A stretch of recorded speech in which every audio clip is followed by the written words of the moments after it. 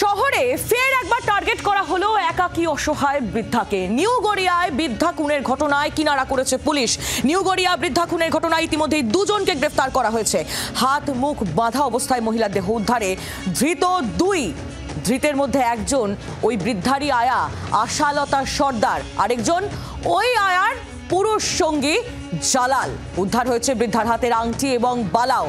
পিয়ালি মিত্র আমাদের প্রতিনিধি সরাসরি রয়েছেন আমাদের সঙ্গে। পিয়ালি, ইতিমধ্যেই আমরা জানি যে পুলিশ শুরু থেকেই আয়ার দিকেই সন্দেহর তীরটি ঘুরিয়ে রেখেছিল। এখনো পর্যন্ত যে তথ্য পাওয়া যাচ্ছে, আয়াকে গ্রেফতার করা হয়েছে, আয়ার সঙ্গীকে গ্রেফতার করা হয়েছে। এই আয়া যে আয়া কিনা সেই বৃদ্ধার দেখভালের দায়িত্বে ছিল।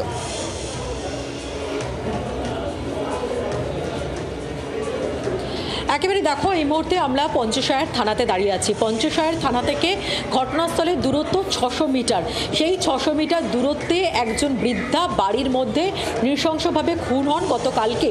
যে ময়না তদন্তের রিপোর্ট, সেখানে থেকে জানা যায় যে শ্বাসরোধ করে তার মাথায় আঘাত করে তাকে খুন করা হয়েছে। এবং সেই গোটা খুনের ঘটনাতেই যার দিকে নজর ছিল প্রথম থেকেই তদন্তকারী অফিসারদের, সেটা হচ্ছে এই বাড়ির আয়া, যিনি কাজে যোগ দিয়েছিলেন 17 তারিখে। আশালতা সর্দার, পাথর প্রতিমার বাসিন্দা, একটি আয়া সেন্টার থেকে তাকে নিয়োগ করা হয়েছিল। 17 তারিখে প্রথম দিন তিনি কাজে আসেন, 8টা থেকে 8টা তার ডিউটি ছিল। তারপরে আর তিনি আসেননি। এবং গতকালকে যখন খুনের ঘটনা ঘটে, গত পরশুদিন খুনের ঘটনা ঘটেছে, তদন্তকারী অফিসাররা জানতে পেরেছেন।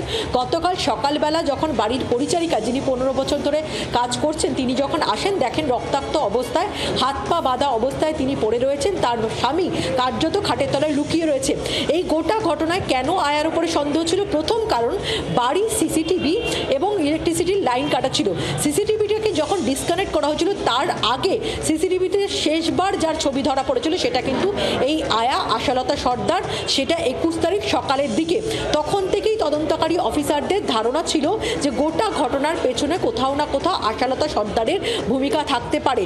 দ্বিতীয় সন্দেহের আরও জোরালো হয়েছিল মহিলা, অর্থাৎ যাকে খুন করা হয়, সেই বিজয়া দাসের যে মোবাইল ফোনটা, সেই মোবাইল ফোনটা কিন্তু ট্র্যাক করা গিয়েছিল। মোবাইল ফোনটা আশালতা নিয়ে গেছিল।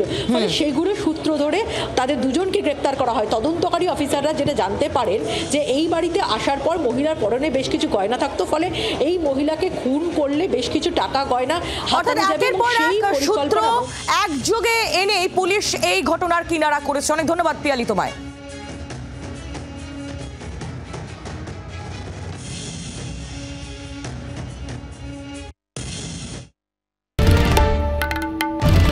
বাংলার আওয়াজ, বাঙালির আবেগ, জি 24 ঘন্টা।